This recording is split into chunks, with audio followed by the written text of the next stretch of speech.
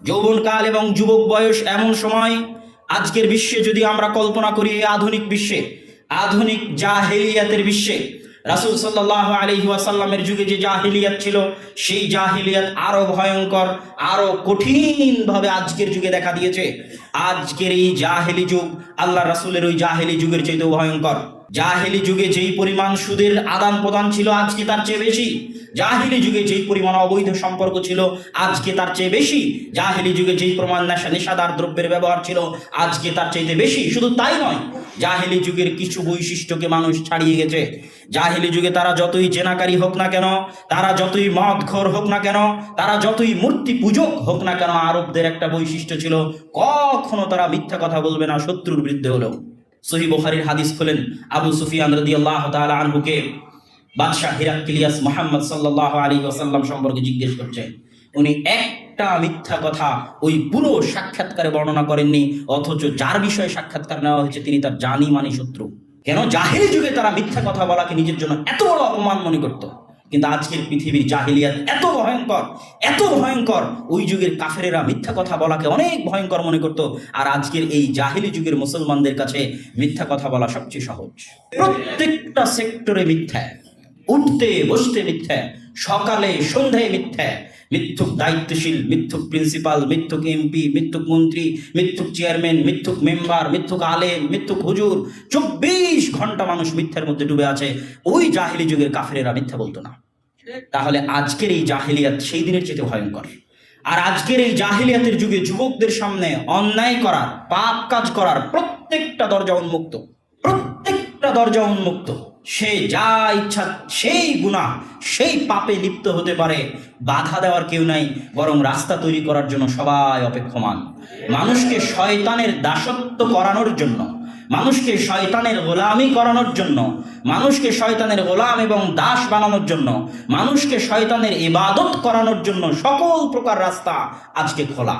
এইরকম আধুনিক বিশ্বে যেখানে আপনার সামনে জেনার রাস্তা খোলা, যেখানে আপনার সামনে নেশাদার দ্রব্যের রাস্তা খোলা, যেখানে আপনার সামনে চোখের পাপ, হাতের পাপের রাস্তা খোলা, যেখানে আপনার সামনে হারাম ইনকামের প্রত্যেকটা দরজা খোলা, হালাল ইনকামের রাস্তা সংকুচিত, এরকম কঠিন ফিতনাপূর্ণ জাহেলিয়াতের যুগে যুবকদের জন্য সবচেয়ে কঠিন হচ্ছে দিনের উপর টিকে থাকা। আর এই কঠিন পথ যে পাড়ি দিতে পারবে তার জন্য এই পুরস্কার, যে কিয়ামতের মাঠে আল্লাহ সুবহানাহু ওয়া তাআলা ওই যুবক যে এত দরজা উন্মুক্ত থাকার পরেও, ফিতনার সকল দরজা উন্মুক্ত থাকার পরেও আল্লাহর ভয়ে, আল্লাহর ইবাদতে নিজের জীবন কাটিয়েছে, যৌবন অবস্থায় আল্লাহর ইবাদতে নিজের যৌবনকাল কাটিয়েছে, দ্বিতীয় স্থানে আল্লাহ সুবহানাহু ওয়া তাআলা ওই যুবককে তার ছায়ায় আশ্রয় দিবেন। সম্মানিত উপস্থিতি, এই হাদিস স্পষ্ট প্রমাণ বহন করে যে একজন যুবকের যৌবনকালের কতটা গুরুত্ব। রাসূল সাল্লাল্লাহু আলাইহি ওয়াসাল্লাম বলছেন, আন আবি বারযা আল-আসলামী রাদিয়াল্লাহু তাআলা আনহু থেকে বর্ণিত, লা তাযুলু কাদামা ইবনু আদম, কিয়ামতের মাঠে আদম সন্তানের পা এক ধাপও সামনে এগোতে দেওয়া হবে না, হাত্তা তুসআলা আন আরবা, যতক্ষণ না তাকে 4টি বিষয় জিজ্ঞেস করা হবে।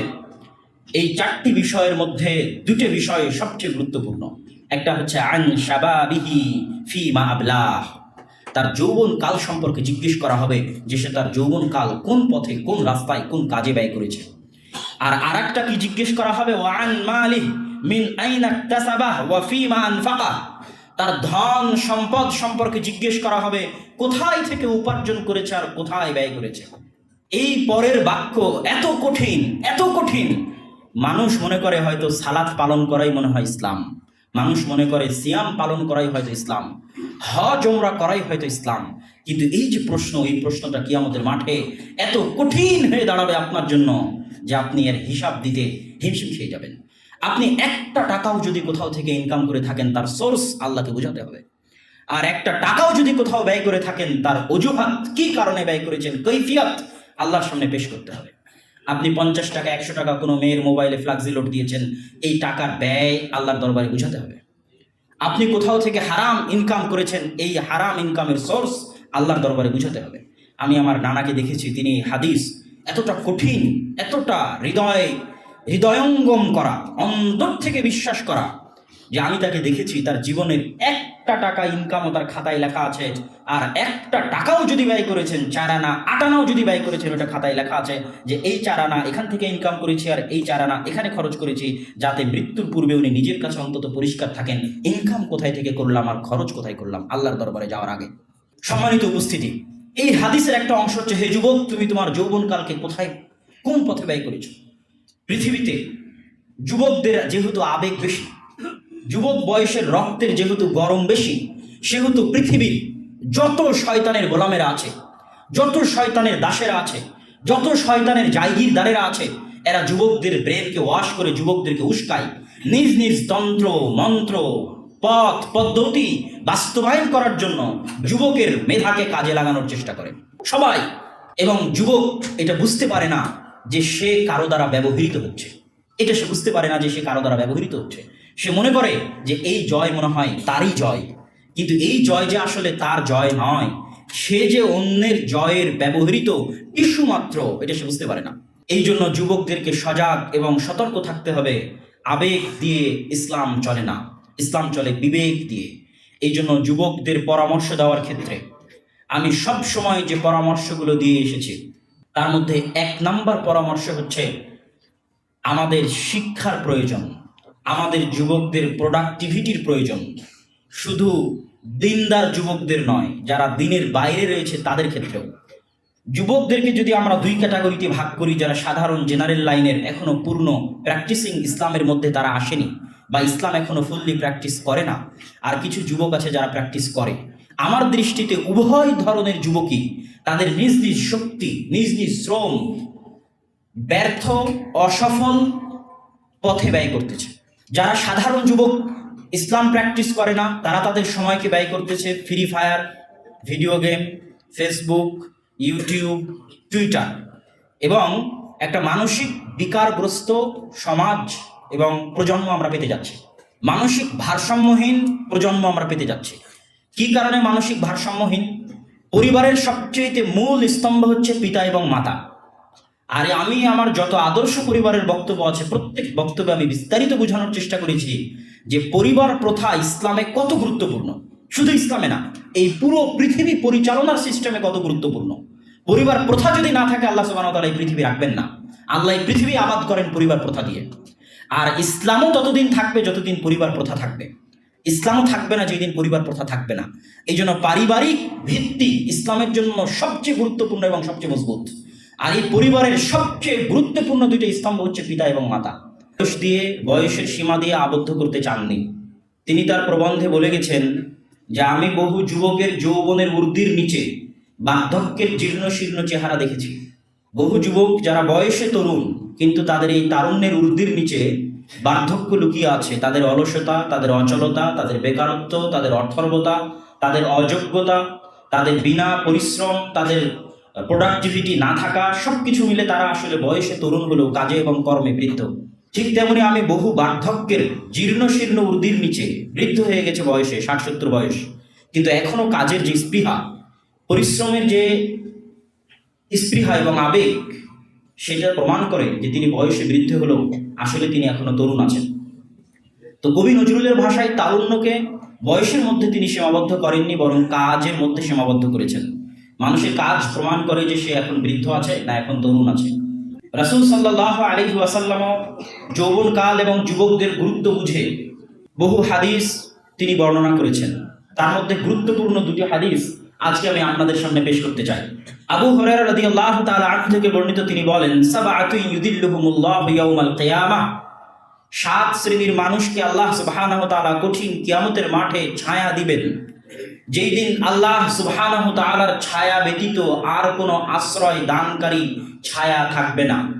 রৌদ্রের তাপ এবং রৌদ্রের নৈকট্যের কারণে মানুষের ঘাম হবে তাদের টাকনু পর্যন্ত, কারো ঘাম হবে তাদের হাঁটু পর্যন্ত, কারো ঘাম হবে তাদের কোমর পর্যন্ত, কারো ঘাম হবে তাদের নাক পর্যন্ত। এই তীব্র রোদের দাবদাহে, তাপ ও প্রবাহের মধ্যে সেই দিন ছায়া দানকারী কোনো বৃক্ষ, ছায়া দানকারী কোনো বিল্ডিং, ছায়া দানকারী কোনো ছাউনি, কোনো তাঁবু কিছু থাকবে না। একমাত্র ছায়া দানকারী হিসেবে থাকবে আল্লাহ সুবহানাহু ওয়া তাআলা যে ছায়ার ব্যবস্থা করবেন সেটা। সেই দিন আল্লাহ সুবহানাহু ওয়া তাআলা 7 শ্রেণীর মানুষকে এই ছায়ার নিচে আশ্রয় দিবেন। তার মধ্যে 1 নম্বরে রাসূল সাল্লাল্লাহু আলাইহি ওয়াসাল্লাম উল্লেখ করেছেন ইমামুন আদিল, ন্যায় পরায়ণ, ইনসাফ পরায়ণ শাসক। ইনসাফ পরায়ণ, ন্যায় পরায়ণ শাসকের কেন এত মর্যাদা যে 7 শ্রেণীর মানুষের মধ্যে রাসূল সাল্লাল্লাহু আলাইহি ওয়াসাল্লাম সর্বপ্রথম তাকে স্থান দিয়েছেন। কি জন্য? ক্ষমতা, পাওয়ার এমন এক জিনিস যা মানুষের হিতাহিত জ্ঞানকে নষ্ট করে দেয়। মানুষ যখন ক্ষমতা এবং পাওয়ার পেয়ে যায় তখন মানুষ সেই ক্ষমতার অপব্যবহার করে, ক্ষমতার অপব্যবহার করে অন্যের উপর জুলুম করে, অত্যাচার করে। কেউ যদি কোনো কোম্পানির এমডি হয়, মালিক হয়, কেউ যদি চেয়ারম্যান হয়, মেম্বার হয়, এমপি হয়, মন্ত্রী হয়, যে যে পর্যায়ে দায়িত্বশীল আছে সে তার দায়িত্বের অধীনস্থ ব্যক্তিদেরকে তার রহম এবং তার করমের মুখাপেক্ষী মনে করত, তাদের উপর ক্ষমতার অপব্যবহার করে অত্যাচার এবং নির্যাতন চালায়। সবচেয়ে কঠিন কাজ হচ্ছে ক্ষমতা পাওয়ার পরেও মানুষের উপর অন্যায় না করা। সবচেয়ে কঠিন কাজ হচ্ছে পাওয়ার থাকার পরেও ইনসাফ করা। পৃথিবীতে সবচেয়ে কঠিন কাজ। আল্লাহ সুবহানাহু ওয়া তাআলা নিজের ক্ষেত্রে বলছেন ইন্নাল্লাহা আলা কুল্লি শাইইন কাদির, নিশ্চয় আল্লাহ সুবহানাহু ওয়া তাআলা সকল কিছুর উপর ক্ষমতাবান। ফাআলুল লিমা ইউরিদ, যা ইচ্ছা তাই করতে পারেন।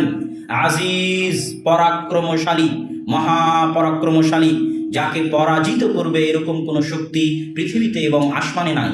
যা ইচ্ছা তাই করতে পারেন। চাইলে এখনই আপনাকে প্যারালাইজে আক্রান্ত করে, ক্যান্সারে আক্রান্ত করে মেডিকেলে পাঠিয়ে দিতে পারেন। চাইলে এখনই ভূমিকম্প দিয়ে পুরো ঢাকা শহরকে ধ্বংস করে দিতে পারেন। ফাআলুল লিমা ইউরিদ, যা ইচ্ছা তাই করতে পারেন। আলা কুল্লি শাইইন কাদির, সকল কিছুর উপর ক্ষমতাবান। কিন্তু আল্লাহ সুবহানাহু ওয়া তাআলা এত ক্ষমতা, এত পাওয়ার, এত শক্তি থাকার পরেও নিজের ক্ষেত্রে তিনি কি বলেছেন? আজিজুন হাকিম। আল্লাহ সুবহানাহু ওয়া তাআলা শুধু ক্ষমতাধর নয়, বরং হাকিম, প্রজ্ঞাময়। যেহেতু আল্লাহ সুবহানাহু ওয়া তাআলা হাকিম, প্রজ্ঞাময়, সেহেতু ফাআলুল লিমা ইউরিদ, যা ইচ্ছা তাই করতে পারার ক্ষমতা থাকার পরেও, আলা কুল্লি শাইইন কাদির, সকল কিছুর উপর ক্ষমতা থাকার পরেও যেহেতু আল্লাহ সুবহানাহু ওয়া তাআলা প্রজ্ঞাময়, সেহেতু আল্লাহ সুবহানাহু ওয়া তাআলা তার কোনো সৃষ্টিজীবের উপর সরিষা সমপরিমাণ জুলুম করবেন না। আল্লাহু আকবার। অথচ তার ক্ষমতা আছে, এই জন্য তিনি হাকিম। ইন্নী হারামতু যুলমা আলাইয়া, আমি আমার নিজের উপর জুলুম করাকে হারাম করে নিয়েছি। অথচ তিনি যা ইচ্ছা তাই করতে পারবেন। যখন কেউ দেশের নেতা হয়, যখন কেউ এলাকার নেতা হয়, কোম্পানির মালিক হয়, প্রতিষ্ঠানের প্রিন্সিপাল হয়, সেও আল্লাহর দেওয়া ক্ষমতার একটা অংশ পেয়েছে। ক্ষমতার মালিককে আল্লাহ সুবহানাহু ওয়া তাআলা, ইজ্জতের মালিককে আল্লাহ সুবহানাহু ওয়া তাআলা। পৃথিবীতে যত মানুষ ক্ষমতার মালিক, তারা আল্লাহ সুবহানাহু ওয়া তাআলার দেওয়া ক্ষমতার অস্থায়ী মালিকানা পেয়েছে, স্থায়ী নয়। এই অস্থায়ী মালিকানা পাওয়ার পর যদি তারা আল্লাহর মতো ব্যবহার করে, সিবগাতুল্লাহ, আল্লাহর রঙে রঙিন হয়ে, আল্লাহ এত ক্ষমতা থাকার পরেও যদি মানুষের উপর জুলুম না করে, কোনো সৃষ্টি জীবের উপর জুলুম না করে, সরিষা সমপরিমাণ জুলুম না করে, তাহলে কেউ যখন আল্লাহর দেওয়া ক্ষমতার বিন্দুমাত্র অংশ পাওয়ার পরেও সরিষা সমপরিমাণ মানুষের উপর জুলুম করবে না, সে আল্লাহর বৈশিষ্ট্য মণ্ডিত হলো। এই জন্য কিয়ামতের মাঠে আল্লাহ তাকে 1 নম্বরে স্থান দিয়েছেন তার ছায়ায়। আল্লাহু আকবার। 2 নম্বরে রাসূল সাল্লাল্লাহু আলাইহি ওয়াসাল্লাম বলছেন শাবুন নাশা ফি ইবাদাতিল্লাহ, ওই যুবক, ওই তরুণ যে তার যৌবনকালকে ব্যয় করেছে আল্লাহর রাস্তায়। আর আজকে আমাদের পিতামাতার অবস্থা কি? পিতারা কেউ প্রবাসে, কেউ বাইরে, আর মায়েরা কেউ গার্মেন্টসে, কেউ চাকরির স্থলে, আর সবাই স্মার্টফোনে আসক্ত, মোবাইলে আসক্ত। তো যখন কোনো সন্তান সে তার পিতার স্নেহ পায় না, তার মায়ের স্নেহ পায় না, সময় পায় না তাদের কাছ থেকে, এবং যতটুকু সময় পায় ততটুকু তো তারা অ্যাডিক্টেড, মোবাইল অ্যাডিক্টেড, নিজের পিতামাতাই মোবাইল অ্যাডিক্টেড, তাহলে ওই সন্তান কেন ইন ফিউচারে মানসিক ভারসাম্যহীন সন্তান হিসেবে গড়ে উঠবে না? গড়ে উঠতে বাধ্য, এবং সে কোনো প্রোডাক্টিভিটি দিতে পারবে না দেশ এবং জাতিকে। এই জন্য ভেতর থেকে আমাদের সমাজ ব্যবস্থা খোখলা হয়ে গেছে। ভেতর থেকে আমাদের সমাজ ব্যবস্থা ঘুণে ধরে পচে নষ্ট হয়ে দুর্গন্ধ বের হয়ে গেছে সমাজ ব্যবস্থা। যেই দুর্গন্ধগুলো মাঝে মধ্যে পেপার পত্রিকায় আসে, পরকীয়ার কারণে হত্যা, এই সেই ইত্যাদি, এগুলো হচ্ছে পচে নষ্ট হয়ে যাওয়া সমাজের দুর্গন্ধের কিছু আলামত মাত্র। এই পচে নষ্টে দুর্গন্ধযুক্ত সমাজ থেকে কোনোদিন ভালো প্রজন্ম আমরা আশা করতে পারি না। এই জন্য আজকের যারা যুবক আছে তাদের সবচেয়ে বড় জিম্মেদারি হচ্ছে একটা বেটার ফ্যামিলি, ভালো সুন্দর পরিবার গড়ে তোলা, যেই পরিবারে বস্তুবাদী ধ্যান ধারণা কম থাকবে। বস্তুবাদী ধ্যান ধারণা দিয়ে ইসলাম চলে না। আল্লামা ইকবালের কিছু কবিতা আছে, যে কবিতাগুলো আমাদের যুবক মুসলিমদের জন্য অনেক জরুরি। এই যে বস্তুবাদী ধ্যান ধারণা, আল্লামা ইকবাল বলছেন, কভি আই নৌজওয়ান ও মুসলিম তাদাব্বুর ভি কিয়া তুনে। হে মুসলিম যুবক, তুমি কি কখনো ভেবে দেখেছো, ও কিয়া গর্দো থা তু জিসকা হে এক টুটা হুয়া তারা। তুমি কাদের উত্তরসূরি, কাদের বংশধর, এটা কি কোনো সময় ভেবে দেখেছো? তুঝে উস কওম নে পালা হ্যাঁ আগোশে মোহাব্বত মে। তোমাকে ওই জাতি, ওই সম্প্রদায়, ওই কওম লালন পালন করেছে। ওই কওমের তুমি উত্তরসূরি, ওই কওমের তুমি বংশধর। কুচল ডালা থা জিসনে পাও মে তাজে সরদারা। যে কওম, যে জাতি এক সময় নিজেদের পায়ের নিচে বিশ্বের প্রতাপশালী মহাশক্তিধর রোমান এবং পারস্য এম্পায়ারকে নিজেদের পায়ের দলে পদদলিত করে চূর্ণ বিচূর্ণ করে দিয়েছে। দাদাই মে ভি ও আল্লাহ ওয়ালে থে গয়ুর ইতনে। গরিব, বেচারা, লাচার, টাকা পয়সাবিহীন, অর্থ ধন দৌলতবিহীন এই মুসলমানেরা এতটা আত্মমর্যাদা সম্পন্ন ছিল। তোমার পূর্বপুরুষ তাদের গরিবী অবস্থায়, তাদের টাকা পয়সাবিহীন অবস্থায় গাইয়ুর ইতনে থে, এতটা আত্মমর্যাদা সম্পন্ন ছিল, এতটা আত্মমর্যাদা সম্পন্ন ছিল যে মুনঈম কো গদাই সে ডর থা বখশিশ কা।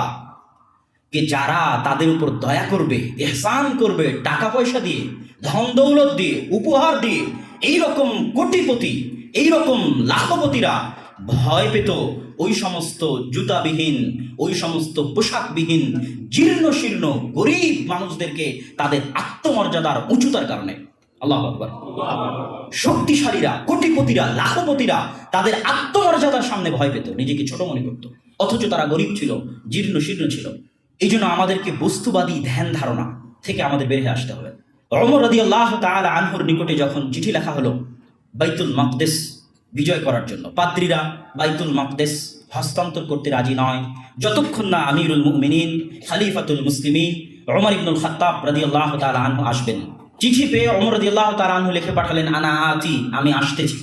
তো ওমর রাদিয়াল্লাহু তাআলা আনহুর এই ঘটনা ঐতিহাসিকদের মাধ্যমে সত্য প্রমাণিত যে তিনি তার চাকরের সাথে তার বাহনকে ভাগ করে করে পালাক্রমে আসছিলেন।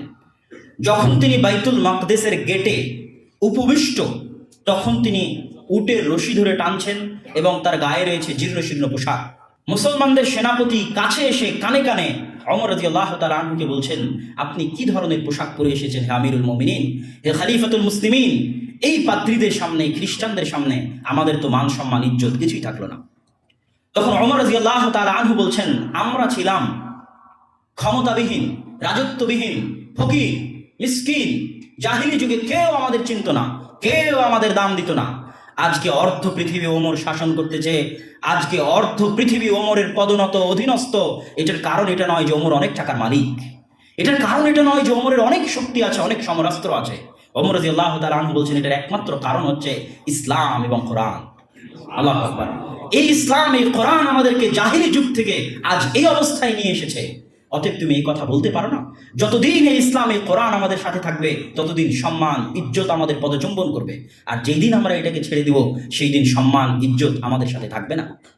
সেই দিন হীনম্মন্যতা, সেই দিন অপমান, সেই দিন হেনস্থ হতে হবে, যেটা আজকে মুসলিম সমাজকে, মুসলিম জাতিকে হতে হচ্ছে।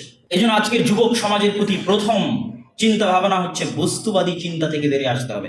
হ্যাঁ, রব্বানা আতিনা ফিদ দুনিয়া হাসানা, দুনিয়ার অবশ্যই প্রয়োজন আছে, কিন্তু দুনিয়ার জন্য দিনকে বিক্রি করা যাবে না। কি জন্য?